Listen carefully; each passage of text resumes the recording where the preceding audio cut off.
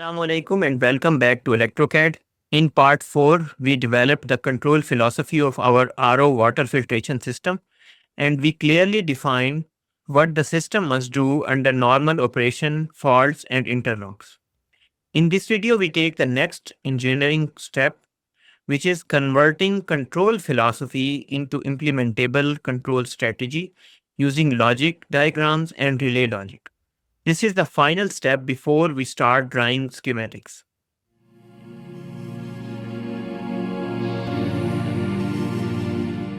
In real industrial projects, engineers follow a strict flow, which is process understanding, control philosophy, logic diagrams and truth conditions, relay logic using contacts and coils, and the last step is electrical schematics. Video 5 covers step 3 and 4, which is logic diagrams and truth conditioning and relay logic. We start with the most critical logic in the system, which is panel enable. For logic condition is emergency stop healthy and phase healthy, raw water level is okay, and product tank not high.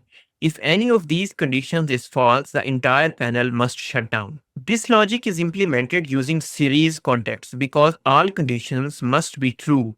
The contacts used are emergency stop push button, normally close contact, phase failure relay, normally open contact, raw water level float switch, normally open contact, product tank level float switch, normally open contact. These contacts energize panel enable control relay and this becomes the master permissive relay used throughout the panel. The feed water pump logic is feed pump on is equal to panel enable and overload healthy and auto overload relay manual. This pump is the base pump for the RO system. So this logic is implemented in relay like this. Panel enable relay, normally open contact will be used. Thermal overload relay, normally closed auxiliary contact will be used. Auto selector switch, normally open contact. Manual selector switch, normally open contact. These contacts energize feed water pump contactor coil. Any safety trip drops the contactor immediately. The third logic diagram is RO pump start logic. The RO pump has strict conditions, which are RO pump will be on if panel is enabled and feed pump is running and pressure is okay and start delay is done and not flush active. This protects the RO membrane and high pressure pump.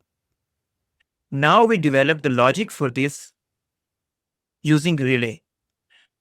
So the panel enable relay will use normally open contact, feed pump contactor auxiliary, normally open contact will be used, pressure switch closes above 3 bar, normally open contact, thermal overload relay, normally close contact, flush control relay, normally close contact, plus on delay timer relay 5 seconds and output coil will be RO pump contactor coil. After continuous RO operation, 20 minutes of runtime triggers flushing.